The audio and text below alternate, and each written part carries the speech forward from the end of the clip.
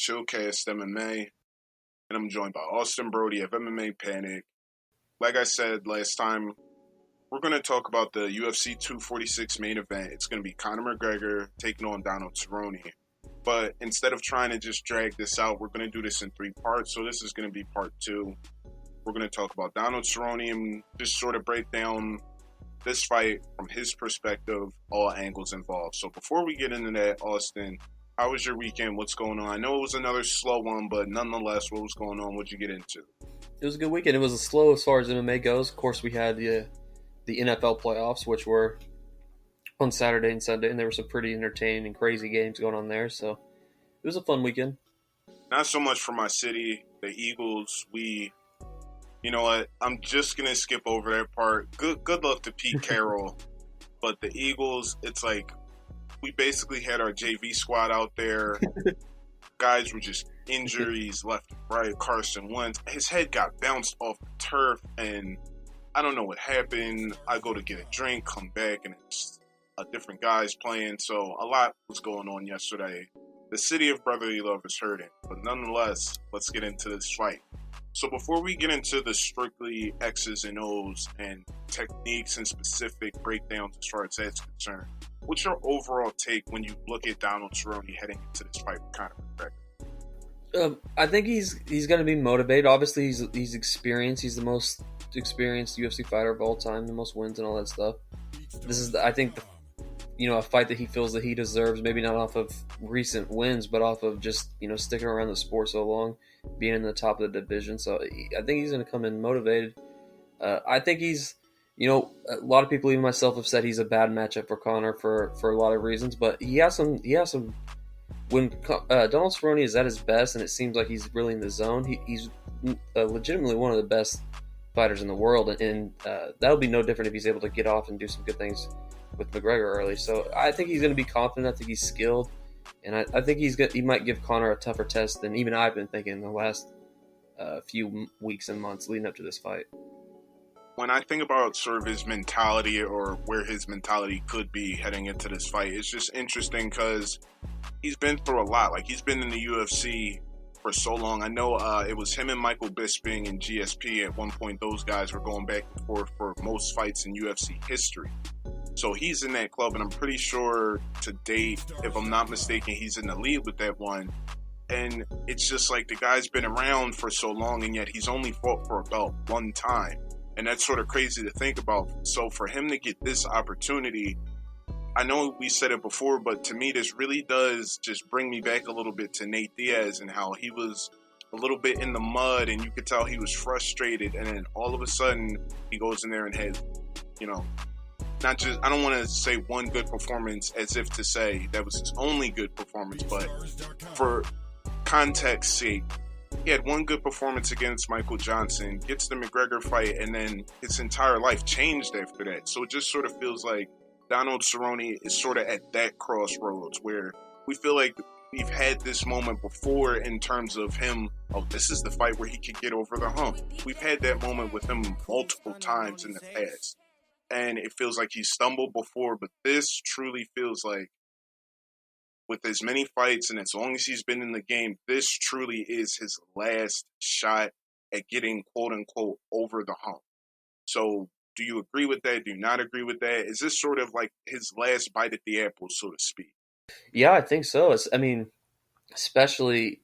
if he loses. Then where does he go? I'm sure he'll keep fighting, but it'll be similar. It'll be a backstep in his career. And like you said, look what it does when someone comes out there and gets a big win over McGregor. Especially like I think we've been wondering how big of a card this really is going to be because it's a little bit light and we don't know where his star power's at. But the card sold out in record time, and it's like the best gate ever or something like that. So people are excited, and if you can go in, I'm sure you were going to get to it at some point, but we're seeing the commercials during the NFL playoffs, and it's literally just Conor McGregor. There's no mention of Cowboy or anyone else on that card.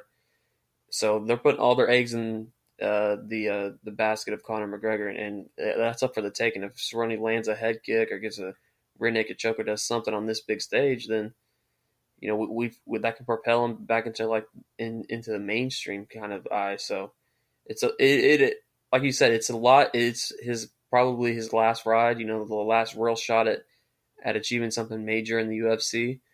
But if he can do it, man, it sets him up for a good last little run in his career.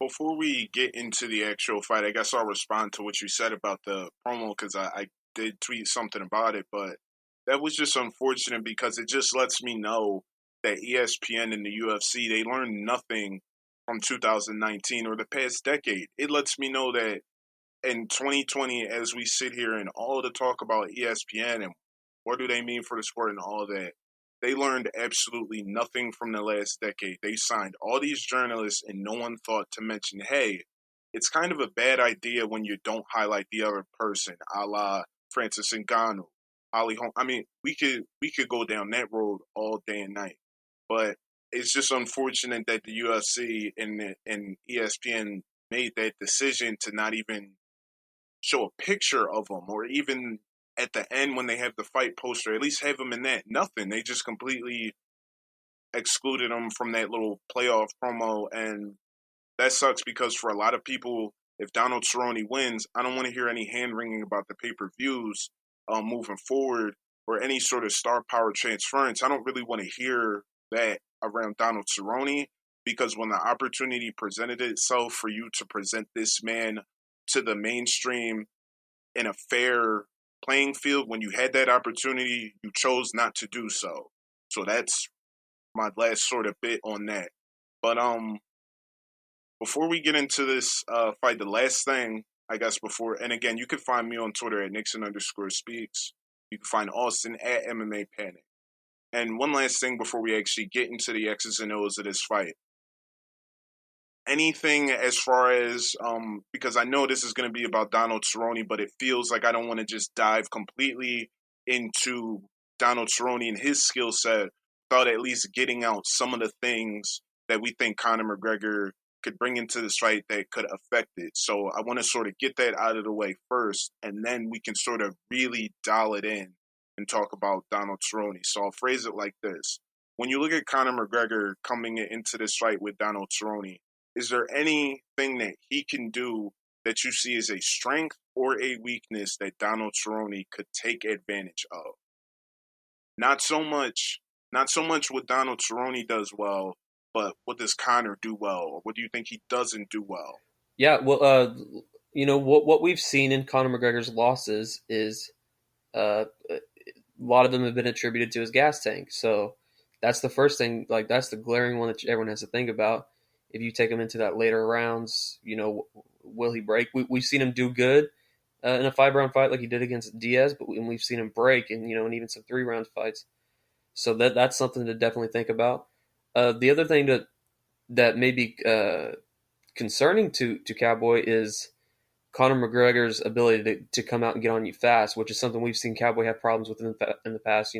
People that he's somewhat of a slow starter, and people have capitalized on that. We've seen Robbie Lawler blitz him. It didn't work to his advantage as well as he liked, but he blitzed Cowboy right away. And Conor won't do it in that sort of fashion. He'll be a lot more calm and precise with it, but that's something that Cowboy has to really think about, and I'm sure Conor and his team have thought about as well. The other thing I think Cowboy should really watch out for is that Conor does really well is he's a very good counter striker. He lets you overdraw yourself, and then he counters like really fast and really precise, and that's been the key to like most of his victories in the octagon.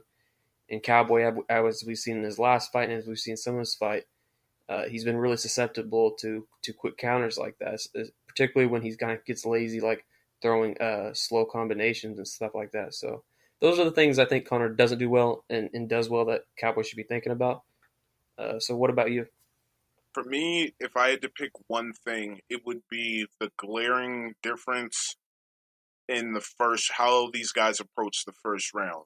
Even when Donald Cerrone is at his hottest, he doesn't really go after it, so to speak, in the first round. Like, even when he's a fast starter, which he's known for notoriously not being, but even at his hottest start, he is a little bit slower than how Conor McGregor comes out. Everyone knows that his left hand is lethal in the first round, but the level, like how dangerous Conor McGregor is in that first round, worries me because Donald Cerrone, that's also his weakest aspect going into this fight. If I had to pick one area of Donald Cerrone's game included with his technique, I would still come back to saying that his most glaring weakness to date, the one thing that I feel like he's never truly gotten out of, is starting slow. That is, I mean, even going up to the Robbie Lawler fight, and I guess we can start to dig into some of the details a little bit, but it's just like you see guys, that's not a bad game plan against Cerrone to just storm him in the beginning.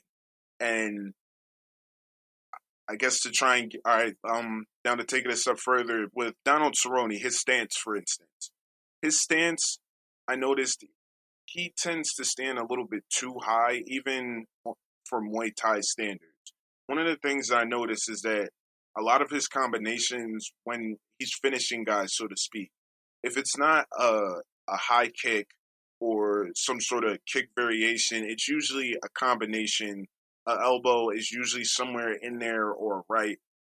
But even when he does it, his stance is really high. The same things that could help get him the W are also things that leave openings for him to get knocked out or at least dropped or damaged. And if in the first round, if he's a slow starter where I feel, like I said, Conor McGregor is going to be coming out strong and he's going to be looking to end him one shot, which we can talk about that later as far as chin and grit and all that. We can get in that a little bit later, but I just got to wonder, the same things that can get him the W can get him L's. By comparison, I feel like Do Ho Choi is someone that he's a recent example of this, where it's like he lives on his chin, and because of that, his offense can flourish a little bit, but also at the same time, guys, especially as of late, have been able to crush him and punish him for that. And I feel like this is sort of the same thing in a different context with Donald Cerrone. Yes, his stance is slightly high, and one of the things that I also noticed with his stance as well is when he exits, that's usually when he does very efficient combinations, especially with his right hand. He can slip that right in fast, especially if he's coming over the top or if he's trying to look for an uppercut. Those are good. But at the same time, while he's circling out and exiting from the combo, if you look at his head movement sometimes will be great. But if his head movement is great, his body movement is not. Or if he is moving, his head will stay completely still. It's one or the other. It's not completely fluid. And guys like Justin Gaethje have caught him. Leon Edwards caught him multiple times. Darren Till got him out of here like that.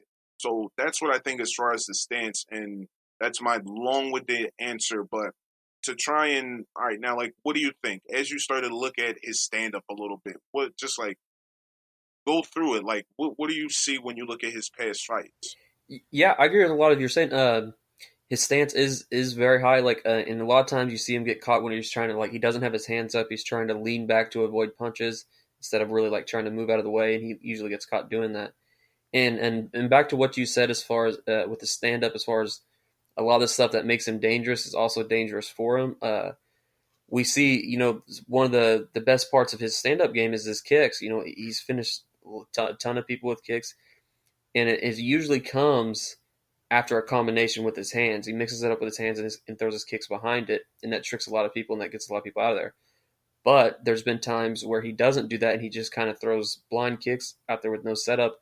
And someone like a Masvidal, who was able to see that and then counter it and dropped him in the first round off of a kick, countering off of a kick, and then came out and finished in the second round doing the same thing, waited for that kick and then countered it. So it's tricky because it's so true that a lot of the stuff that makes him great kind of puts him in harm's way with as far as his stand up goes, for sure.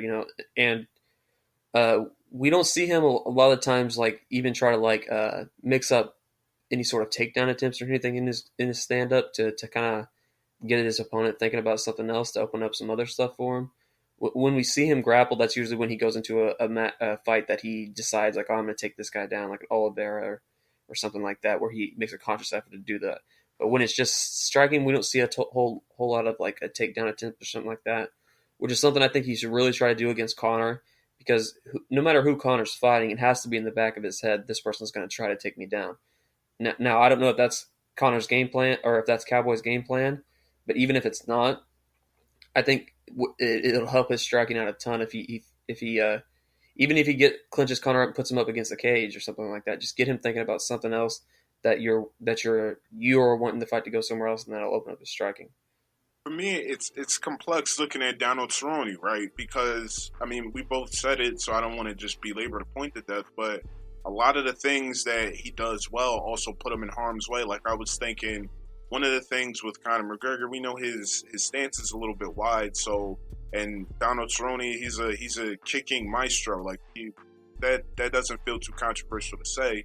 But then again, you look at his fight with Leon Edwards, and it was like anytime, well, not anytime, but some of the time, especially in that second round, when he was landing leg kicks, he was getting countered.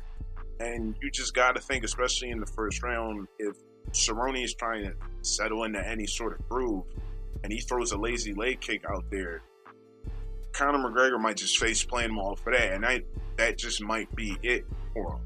But then, and I guess we can go here a little bit, but if we're talking about his chin and his durability, I do think that is going to be his one saving grace. If I had to pick one thing that's like an X factor, it's not really like you can't really account for it. It's not, you can't write a number next to it, but I do think his grit and his survivability and just the fact that, they use words like crafty veteran, I do think that in this case it's going to actually help him. But again, we've seen times where you're just like, did he really want it? Where he just sort of, it looks to someone that doesn't know him like that, it just looks like he crumbles up and just completely folds in the moment. And I wonder, and we talked about that in part one, is he going to be prone to that? Is he over that?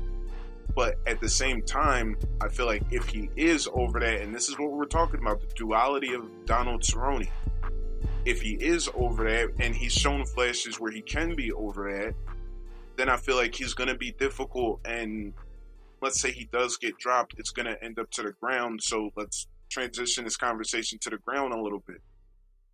If it does end up on the ground, Conor McGregor on top in the first round, let's say it's 3.5 minutes to go.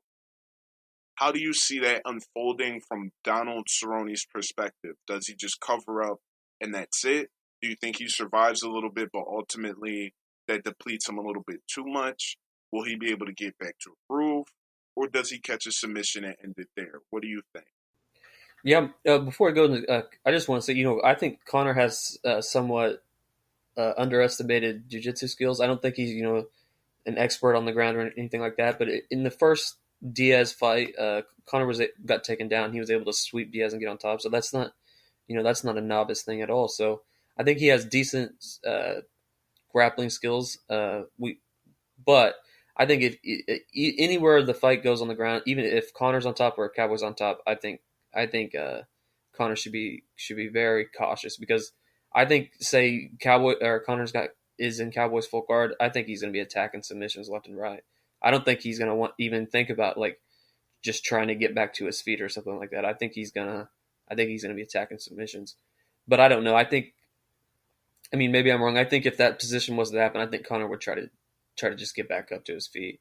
But yeah, we're going into the grappling. I give the grappling edge, and most people will give the grappling edge to Cowboy big time.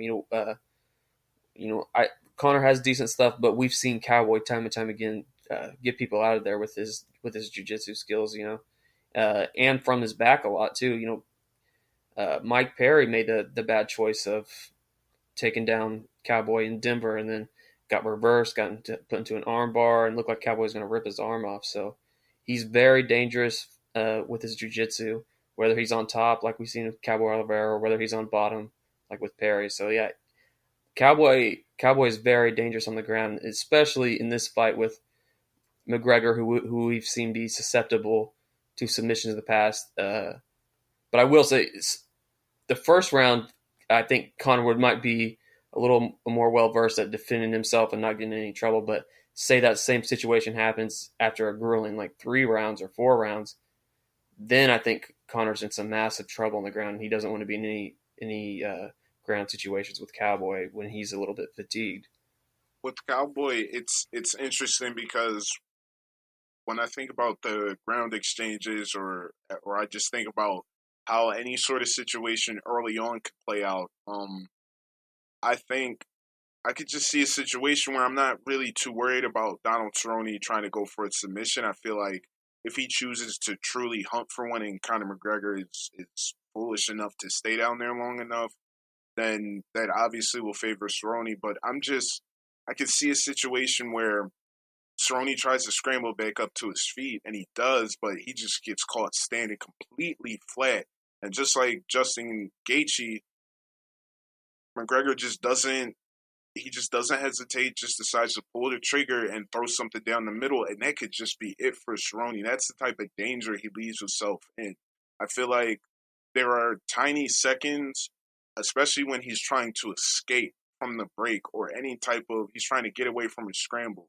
That's when I feel like whenever he tries to reset from that moment, in the same way that Alistair Overeem was able to drop Stipe when he caught him standing flat-footed after he circled away from the cage, and Stipe followed him and then settled and got caught, I could see Cerrone doing the exact same situation where there's a ground exchange, they scramble back up, he tries to walk to the center, doing his little Muay Thai shuffle, and kind of just throw something clean down the middle. Those are the type of situations where, it's funny, like talking about the ground game, I see an advantage if it stays on the ground, but trying to get back up, and once he gets back up, and in that little 2-second window, that's when I think he's probably the most vulnerable.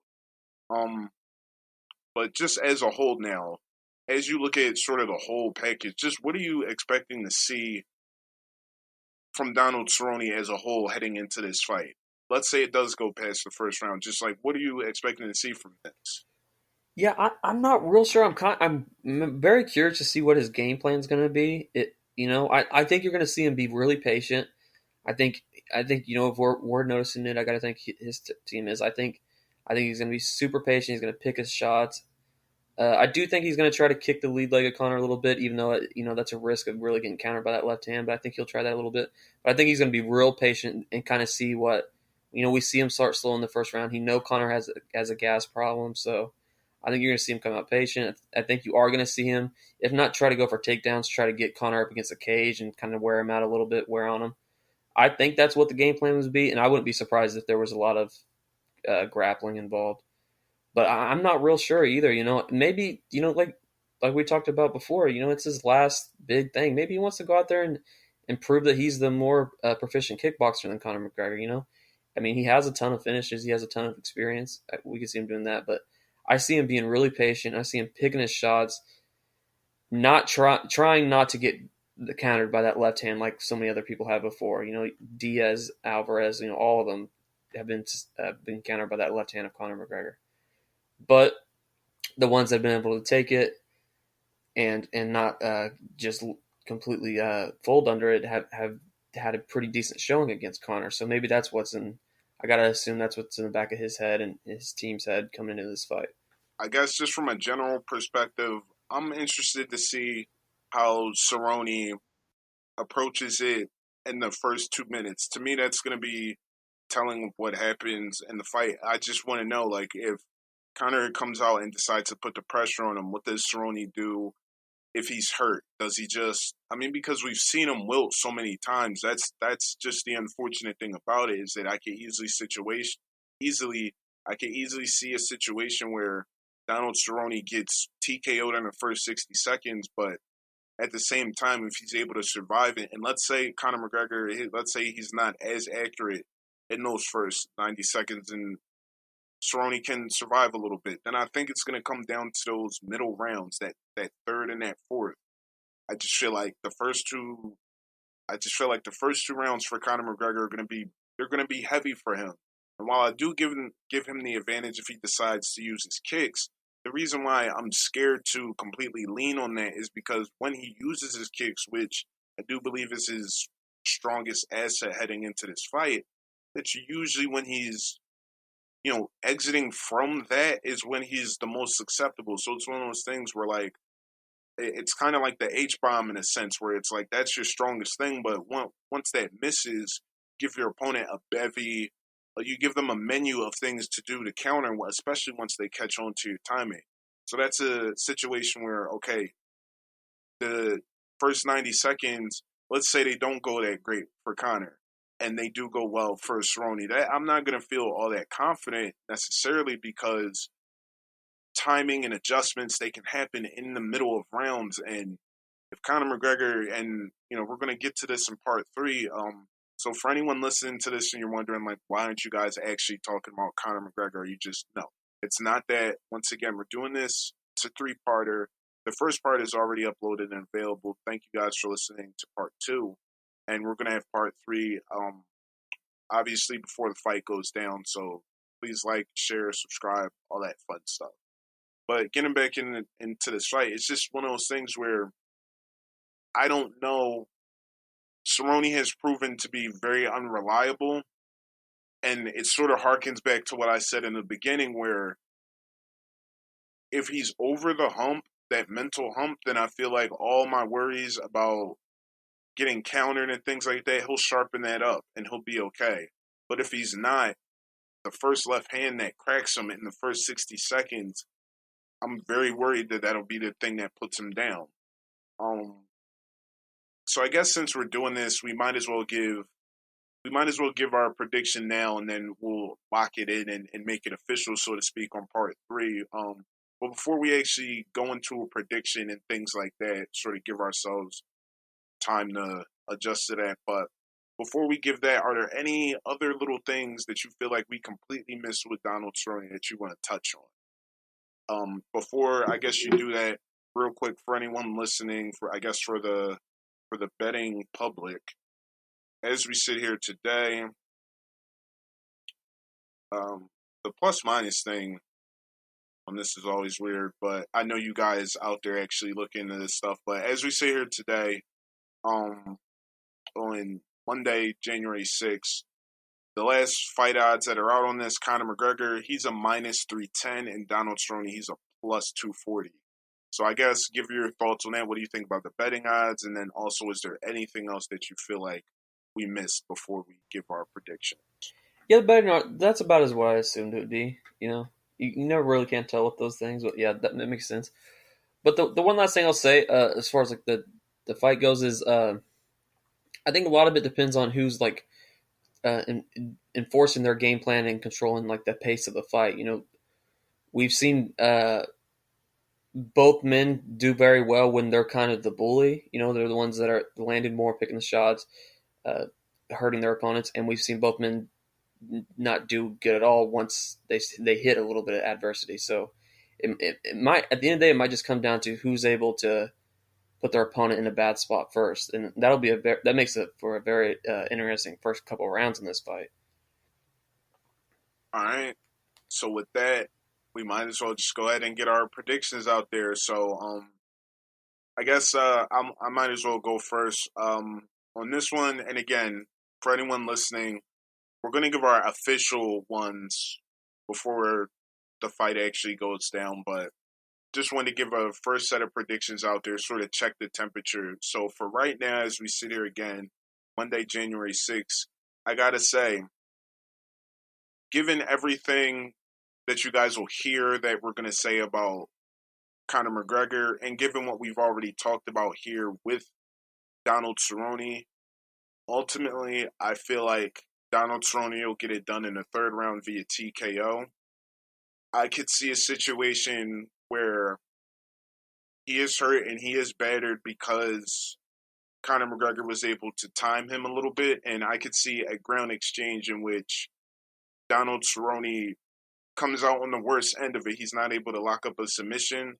But one of the things that I'm leaning towards, and this is given everything that we've already talked about and everything that you guys are going to hear us talk about with Conor McGregor, I'm still going to come back to the cardio. The cardio and his ability to counter with kicks. I feel like the longer this fight goes, Donald Cerrone will not only settle into a groove, he will eventually catch his rhythm. And when Conor McGregor adjusts to the first set of looks that he throws out there, when Donald Cerrone has to adjust that second time, that is when I feel like he'll get it done. And one of the reasons, if someone were to say what fight is making you really feel this the most, the fight that gives me the most confidence to make this choice is his fight against Ali Akinta. I feel like if you go back and look at how that fight played out, if he's able to replicate a performance like that, where he's able to completely stay dialed in for a complete 25 minutes, it won't take 25 minutes. And I think in the third round, roughly around the 3-minute mark, we'll have our winner.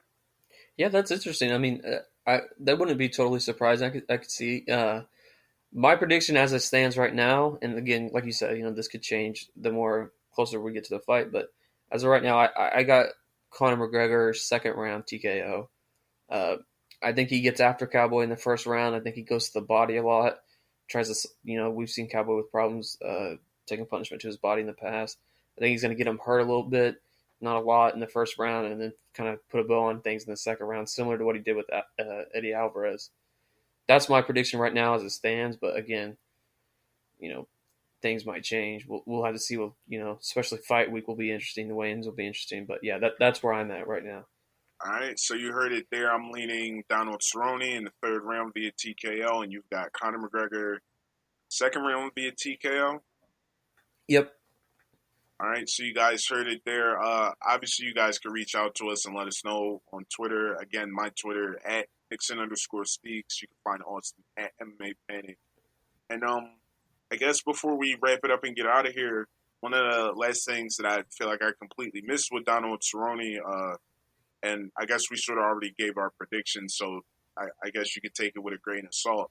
But going back to that fight with Mike Perry, that was interesting because that was also another thing. I forgot to write it down, but when I was going back and watching the fights, that fight against Mike Perry, when Conor McGregor tries to get up off the ground, and I guess you could call this a little preview for part 3, when Conor does try to get up off the ground, one of the things I notice is that he can give up his back as well.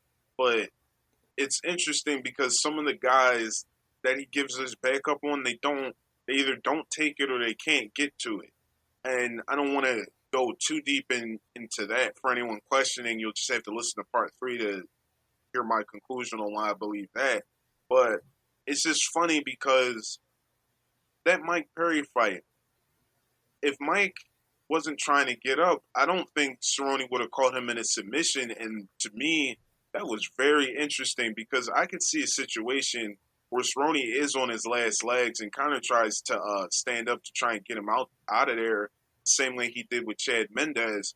And who knows, I could easily see a situation where, okay, maybe he doesn't get the TKO, but he gets a early second round submission. I could see that. So I guess before we get out of here, any other last little notes or things you want to touch on that you feel like we didn't get to? No, I think we got to it all. What you just said is very interesting. I mean, yeah, that's true. Cowboy caught him in a transition when he was trying to escape. If the situation does go to the ground, it's not as easy as for Conor as just scrambling to your feet. With somebody as experienced and as tricky as Cerrone, you got to really watch those transitions, especially when Cerrone's off his back like that. So, yeah, I agree. Yep, and also for anyone else out there, just trying to flush this sort of stuff out because I know people, when it comes to betting and stuff, I know more information is better than not a lot. So for me, I guess my last word on this is, no matter what you do, Cerrone, if for whatever reason you were to hear this, just don't come out like you did against Darren Till. Don't do that. If you're going to circle away from the cage, because God knows if McGregor's going to sting you with something, that's most likely, in my opinion, when it's going to happen. So just don't come out like you did against Darren Till. Fight like you did when you fought Ali Akinta. And in my opinion, all will be well. So before we do plugs, things like that, any last words on this fight? No, I just think it's going to be a very interesting fight. And again, my prediction was Conor. I'm not downplaying the chances that Cerrone has to win. I think what you said is very, very, very possible if you can get him to the later round. So it's an interesting fight. It'll be a battle of game plans and styles, and it'll be awesome to see who's better at employing it. All right, so next time we upload this, it'll be part 3 where we'll be talking about Conor McGregor, all things about his techniques, what we feel as far as mindset, all that fun stuff. And again, these are not our official predictions. We're going to give that out one more time. So again, all of these, everything we said is subject to change. But as far as Donald Cerrone, just wanted to give you guys our opinion on him heading into this fight. Sorry, Austin, before we get out of here, let the people know where they can find you. Social media, websites, anything like that. Yeah, on Twitter at MMAPanic, and the website is MMAPanic.com. All right, guys, you heard it there. Find Austin on Twitter at MMAPanic. You can find me on Twitter at Nixon_speaks. And I'll see you guys later on in the week.